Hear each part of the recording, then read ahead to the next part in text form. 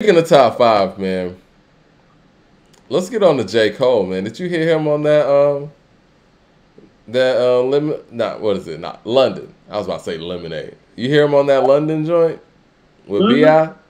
Bi? Mm-hmm. Yeah. Man, Just all said right. he's MC of the year. He's MC of the year without an album. He's Because hungry, man. You know whatever's going on with rapping J. like you don't Cole have to right be a now, huh? Go ahead. No, I'm I sorry. I was didn't mean gonna to. say, there's a lot of people out here. I don't want to say listening to us; they're listening to you guys. They're listening to what the public and the grassroots is saying about whether it be albums not coming out or whether it be you wouldn't have made it if it what for big or whatever. Cole must be hearing the whispers that he's not nice with it like that or whatever was being said. And I've said some of those things last year, man. He's coming with it, man. And Cole is hands down best MC in the game right now. Well, you know what? No, Nas still has that because of what Nas did last year. Nas has had an incredible, past 16 months, we would say. But 18. 18 months. Let's just say 18 months. But the guy who's in the running for MC of the year right now, just based on features alone, is J. Cole. Well, I mean, Now, it's like granted, this. KD3 is coming. KD3 is coming, and Nas is at a high level, but if J. Cole can keep up this momentum, I'm telling you, man, hey, he's in the running right now. That's all I got to say. What were you going to say? Well, it's like having MVP season. So it's like Right. 2020's MVP was Conway. 2021 was Nas. Like J. Cole's in the lead for MVP right now. And Yeah. so that's him in the conversation for best MC in the game. And you got guys who were kind of like floating around the MVP conversation yearly, a la like a James Harden, like Benny and Gibbs are, where it's like, well, been right there, but haven't really like ascended necessarily all the way to that top. Although some people felt like 2020 was Gibbs' year, and I love Alfredo, so if you felt like that was his instead of Conway, I'm not going to argue with you too much. If you feel like Alfredo's better, I just feel like Conway's the better MC lyrically, the how he puts things together, his use of literary devices, which has become the thing to talk about in this chat group on YouTube, apparently. So, I mean, but Cole's right there, and hard to do it without an album. He is spazzing out on everything he is touching. Effortlessly. Everything. And I just like, hey, same energy on the album. Call Alchemist, call Pete Rock. I don't even care who you call anymore. Just don't call your damn self. You know what? I think him No, getting for these real. warm-up collaborations is good. Because now he's kind of not only getting the rhythm going on, but he's solidifying a sound and, possible, production that could come in. And direction. Because these type of things kind of help you get your direction and stuff up, too. So what do you think the next J. Cole project looks like? How many songs? And who do you call on the production end? And who's featured? So, so he's so special right now that he doesn't have to do much, as in, like, he doesn't even need to give us, like, a 12 to 14 project song album. Like, I'm cool with him doing a 9 to 11 player. I agree. As long as the production is diversified, as in, as long as he is not the one behind the boards. I want to hear you rap on Kanye. Like that's what I'm saying. I don't care where he's taking it production wise, just out of his hands, so he can be in full on MC mode. Because of what I really think we're watching right now, I think we're watching him in MC mode and not behind the boards. I think that's it too, and I think we've talked about this before, where it's like when you're doing double duty, it's gonna take away from something else. If you're out here trying to be a point guard facilitator, it's gonna take away from your scoring, right? Even if you have those scoring abilities. We see that with LeBron James all the time. When he's trying to create for everybody, it takes away from the scoring. But when he wants to go out there and attack and score, he could do that at all-time high levels. And I think what we're seeing right now, like you said, is Cole saying, you know what, I'm just an MC. Where's the beat? Y'all provide that, and I'm going to do my thing. And so I'm cool with that because like I said, if he puts together a project that's well-rounded, like the Earth Game project, with him behind the mic, the way that he sounded, oh, well, he's going to win MC of the year, and that's going to be the album of the year and the best album of his career. He's going to shoot very, very, very high up on the ladder for making an album like that, because that would probably make that album a classic and a certified classic. It's worth debating about in rap circles the way that Forest Hills Drive isn't. It's, you know, I think he is rapping the best that I've ever heard him rap. And again, I'm not a super Cole fan. I just, you know, give respect where respect is due. And I'm sure that some hardcore Cole fans will be like, nah, he's rapped better or whatever. But to me, it's the best I've heard him rhyme. And you have to think that the absence of the individual that he's always being paired with on a competitive level has to invigorate you too, and, you know, revitalize you in a certain way as well. He's getting on records with people with everybody. I mean, you know, everybody's getting it. And you know what I'm saying? Like, the versatility right now that's being shown is just insane, man. He's doing it for every generation, every Sonics, like. Mike, he's like, I just had a wrestling thought. He's like The Rock in his prime on SmackDown. It doesn't matter. Like, it doesn't matter. It's like, oh, is that a gangster rapper? Like, it doesn't matter. Is that who is that? Like, where they at? Oh, it's an Alchemist beat? Cool. Where it at? Like, that's what I mean. That's, Mike, that's that microphone theme shit that I'm talking about. You know what I mean? That's that greatest of all time type of stuff. Like, and when Jay, I think the biggest thing, because a lot of the times when we talk about Jay, we kind of go back and look at the catalog and him album for album, which was super dope too. But one of the biggest things about Jay's run is that he was everywhere, giving it to everybody on every type of song and doing it so quickly. And these are the things that Cole's doing right now, and they matter.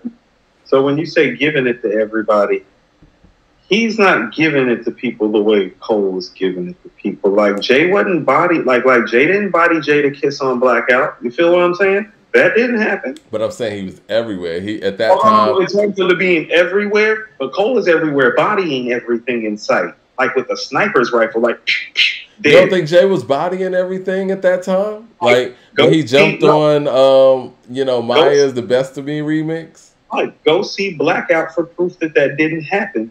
Jada Kiss's verse on Blackout is proof that didn't happen. That's 1998.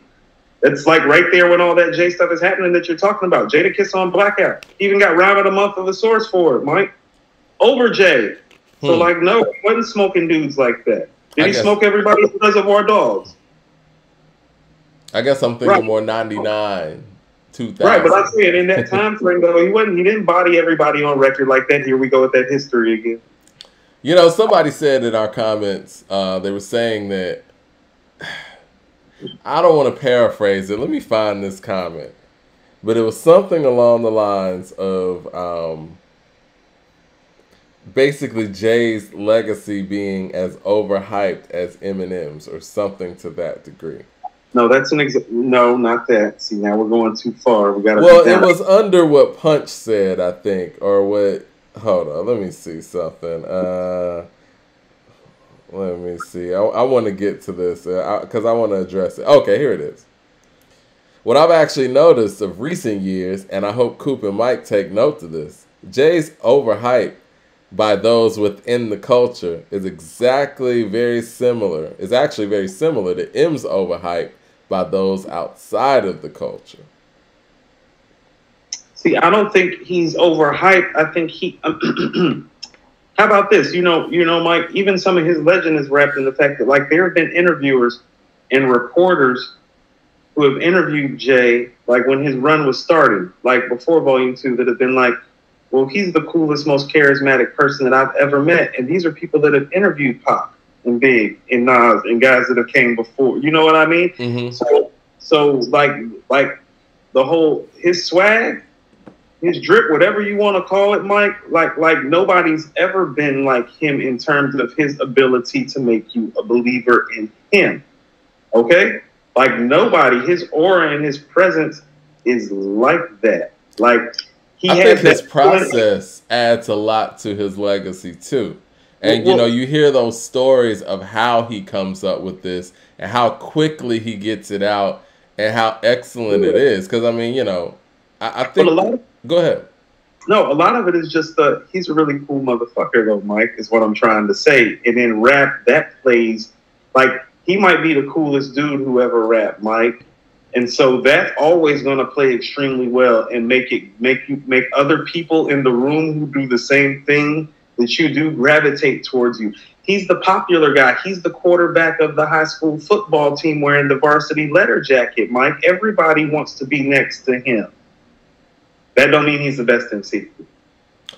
I think he's close to it, right? Like if we just talk about on a skill level.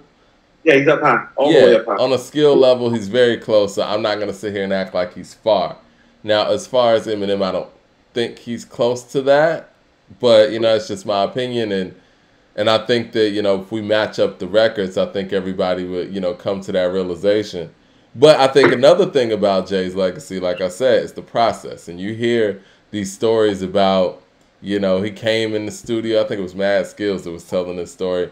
He came in while Timbaland was out of the studio, came in and mumbled real quick or whatever, jumped in the booth. I think it was Lobster and Shrimp, knocked it out like 15 minutes and left.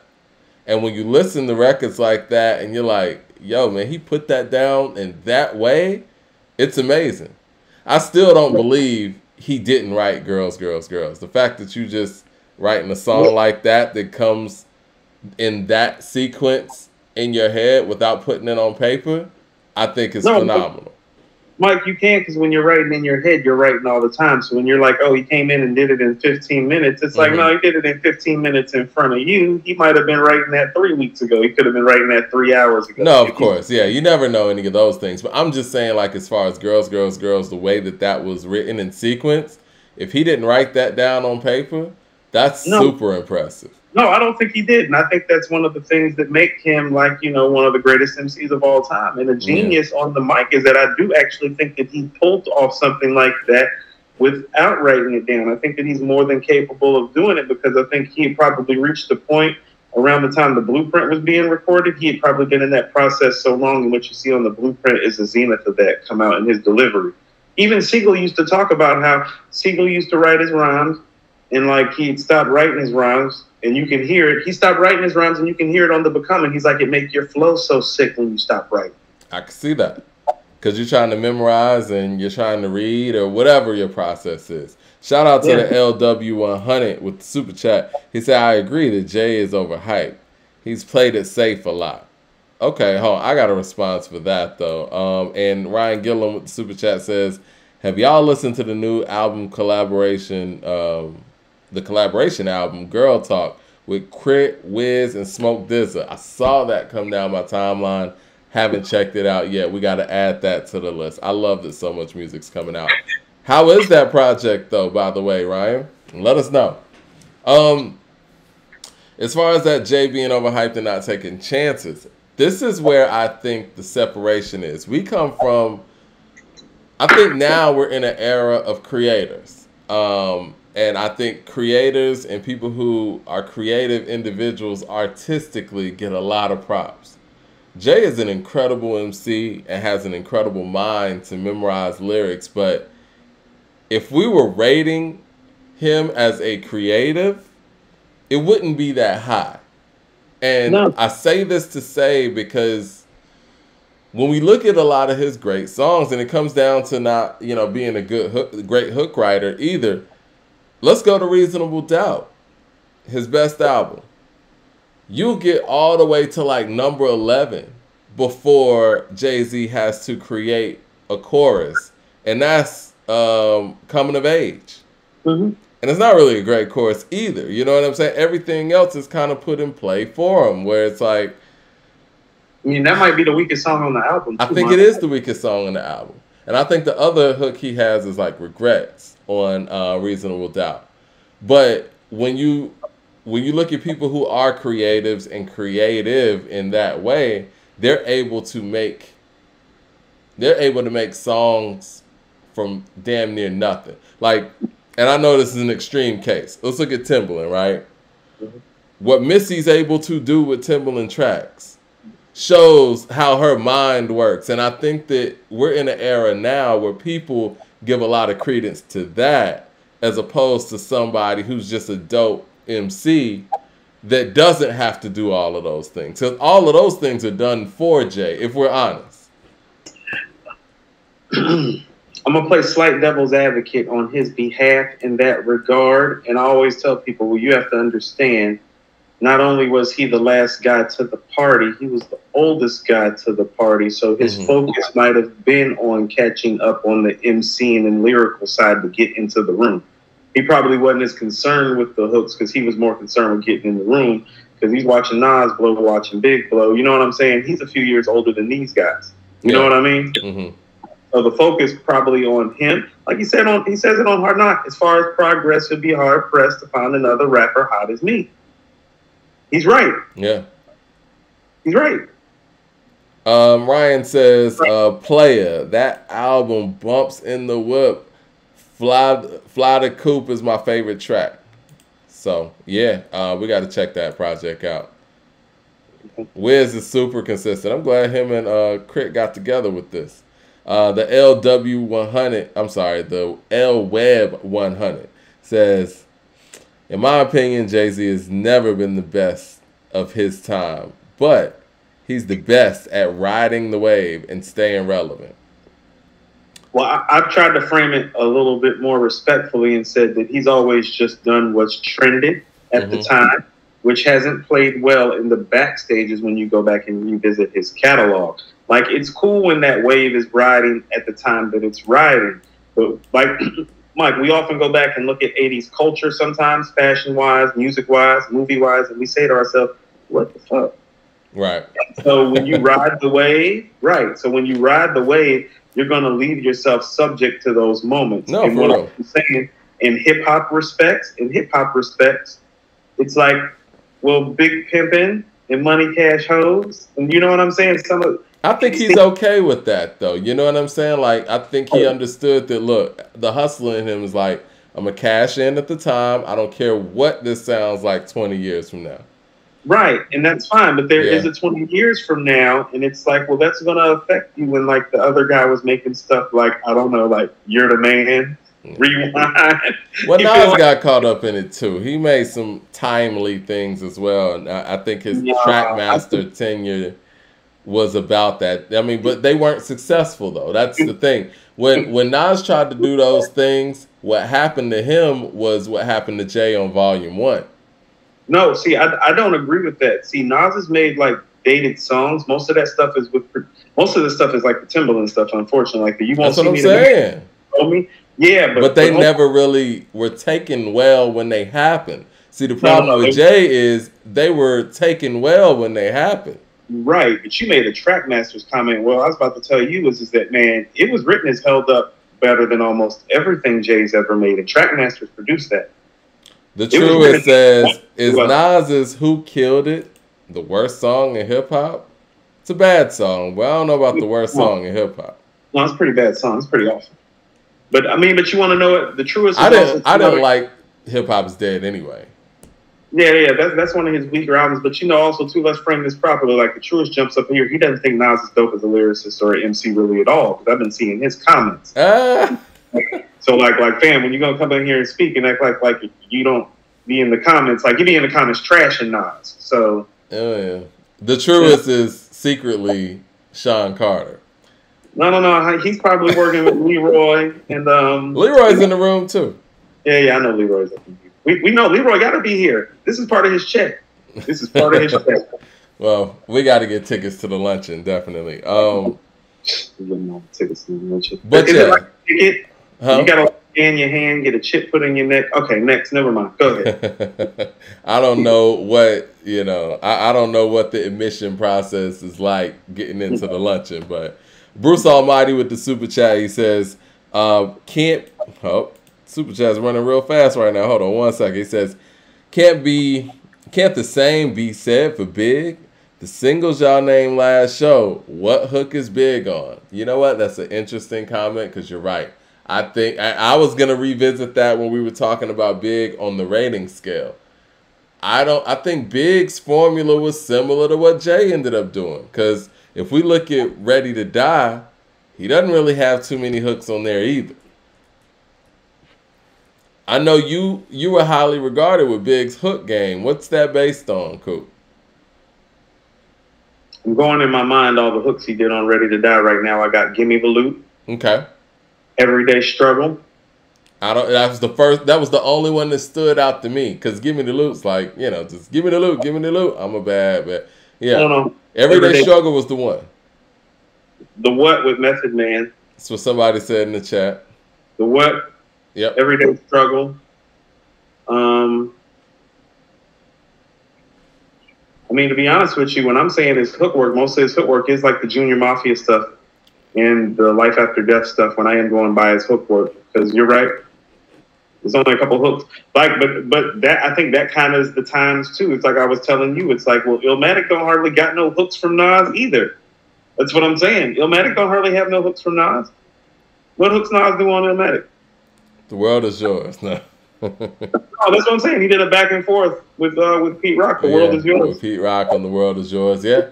It was just kind of the time. But what I'm saying is that something happened. Like the dudes started popping up with hooks, like Biggie's hooks on Life After Death or What's Beef. Okay. Yeah. You're nobody till somebody kills you. Mm-hmm. Long Kiss Goodnight. Kick in the Door. Yep. Yeah, no. I'm cool with that hook thing being on 10 now that I'm saying those 10? No. Those aren't 10s. I'm sorry. I mean, it's dope. It's dope. I can't, but no, we can't get 10 off of that. He did play his anthem? Yeah, somebody said play his anthem in the chat. Yeah, I'm just thinking of like all the stuff like off the top of my head. No, I love Big Papa was a play off of that Super Cat. Hold on, Crush on You? I like Crush on You. Right. So, now Mike, his hook game is better than Jigga's. Right, Mike. But I mean, are you listening to the song that I'm naming you? Like, I just named What's Beef, Crush on You, Play His Anthem, Kick in the Door. Like, his hook game is all over the place. Like, grimy hooks, hit hooks, classic hooks. Like, what more do you want from him hook-wise? It's not a 10, though. You want more? Do you want more? It's not a 10. Yes, it is. No. The only thing he's missing is more. Like, are you not? No, what do you guys think in the chat? And yeah, missing and not having more does count against you. Yeah, people in the chat are saying it's not a 10. I'm going 8 at the highest with the ones that you're not. Yeah. What's Beef? Beef is when you need two guests to go to sleep. I like What's Beef a lot. Beef is when your moms ain't safe up in the streets. Beef is when I see you, guaranteed to be in I see you, and I'm through. It's a good hook. But it's not consistent with what other people who are 9s and 10s are. Because if we gave Pac a 9, there's no way in the world we can give Big a 9. Yeah, LP said 8 at best. I'm seeing nothing but 8s in here. Yeah, I agree. Big's hooks game? Yeah, Big's hooks game is an 8. I mean, but how many of these songs do y'all sing the hooks to word for word when they come on? Like, you know the hooks. But you're not naming the big ones, though. You're naming, the B-sides, for lack of a better term. His Anthem's not a B-side. Crush on You's not a B-side. The Crush on You is probably one of his better ones. I mean, you just said I named B-sides. Players Anthem and Crush on You are not B-sides. They're not. Those are good. Right. But the B-side stuff is kicking the door, and What's Beef? It doesn't get better B-side-wise. What do you mean? I'm just telling you. I think honestly, that one's not enough. It's not enough. It's not enough. I don't know. What if you found out that he wrote the R&B hooks to the stuff, though? Like, if he wrote the hook to One More Chance and, like, all that other stuff. Like, what if? I don't believe he did. I mean, Shamario Patterson says, who the hell is a 10 then? Well, since you asked, DMX, Mos Def,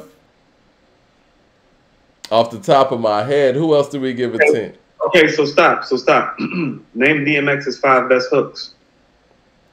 Go ahead. And go listen to the big records I just named. That's what I'm saying. DMX 5 best hooks. I'm going to go Rough Riders Anthem. Okay. I'm going to go Stop Being Greedy. This is in no order. I'm just naming some. No, right? I'm with you on both of those. Huh? Yeah, I'm with you on both of those. Slipping. Possibly. Yeah. Come on, man. Yeah.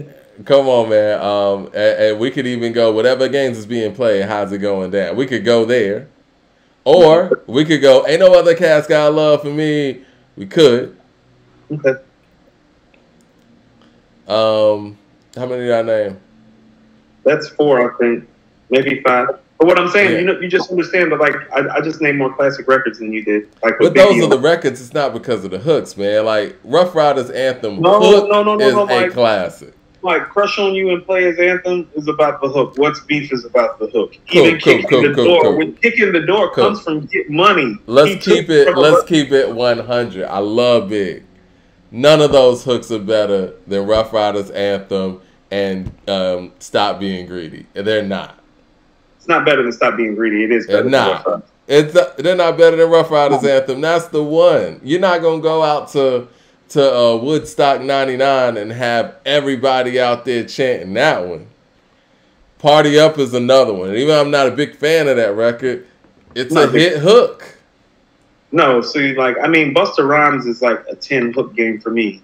You know what I'm saying? So it's like when you said like Most and like DMX, it's like, I don't know if he's that far off those guys hook wise, because you just brought up Most. If we're talking about output again. Man, come on, man. He made Umi say. No, Mike. He's not a 10 if you're talking about output. He's going back down. Okay, if we want to give him a 9 because of lack of output, but we did just say Biggie didn't have enough output. Well, neither does Mos Def. But Mos Def had better hooks than Big. Let's just keep it right. He was more versatile. Hold on. What hooks of Mos Def are people running around singing more than they're singing Big's hooks? That's what I'm saying. Ain't nobody running around singing one Mos Def hook more than they sing Crush on You or Players Anthem. Not no hip hop circle, Mike. But see, you know what? I think this is where. Hold on. I think this is where we got into trouble with the underground, market and MCs too, because Big was super mainstream, so obviously his songs are going to be bigger anyway. But let's just be real from a musical standpoint. Umi says, Brown Skin Lady, Traveling Man. These are better hooks, man. It is what it is. Hold on, Mike. But you just named the hook from DMX that goes stop, drop. But they're both mainstream artists, so I'm comparing one mainstream artist to another. No, I'm just saying, you're talking about like what the hook being fundamentally better. It's like, yes, Umi says fundamentally better than all that DMX stuff you just said too, but ain't nobody singing it like they singing X stuff. Again, X and Big are both mainstream, high-selling artists, so to compare them is fair. Mike, part of the reason that happened is because of the hooks. Listen, I think Mos Def, in my personal opinion, because I don't even count Common hooking up with Kanye, Mos Def is the most mainstream that an underground-minded MC could ever get. Is that fair to say? No, because when I hear Black Thought rhyme over like the "You Got Me" and "Rock You" and "Break You Off," it's like no. I know you're a Roots fan and all that, but let's keep it a buck, Coop. Mos Def was bigger than Black. When Black on both sides, more mainstream than anything Mos Def as a song, it was a crossover song, and it had Erykah Badu on it as well. But as an individual star, Mos Def was more notable than Black Thought when Black on Both Sides came out. Right, as a star, but musically speaking, Mike, Black Thought would be the one, or Common would be the one that would exceed Mos Def literally in his own realm of what you're talking about. That's what I'm saying, because guess what they did? They kept making music to lay claim to that. So you're talking about something different. Hold on, let me get to these super chats real quick. Brian says, with the super chat, he says, should Jay get partial blame for Eminem's status in hip-hop? It was Jay that wanted the white rapper on the Blueprint. Jay wanted to co-headline the tour with M in 2010. And Jay placed Eminem in his top 5. I've said these things before. I 100% agree. Listen, Eminem had no business. I don't want to say Eminem had no business. Renegade had no business on the Blueprint, first of all. I think that Jay had no features on the Blueprint, and he was able to take an approach like, I'm not going to go out here trying to approach this from a hit single standpoint. I'm going to be introspective. this guy just sold 10 million or whatever M sold. Let me get him on the album so I can get some units. And it backfired on him because it opened up the door for Nas to be like, M killed you on your own shit, which he did. But it's funny, your own shit was actually M shit in the first place. But yes, that added a lot of credibility. It should have been Beanie Siegel being the only feature on the Blueprint. Renegade shouldn't have been on that album at all. That's number one.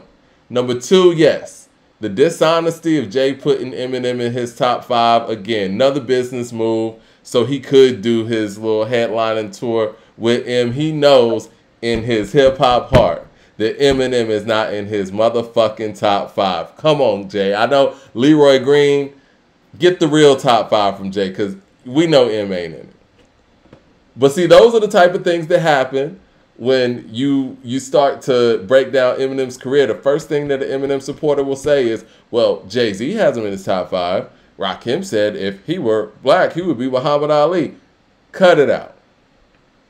But go ahead. I'm sorry. I think I went on a tangent real quick. But.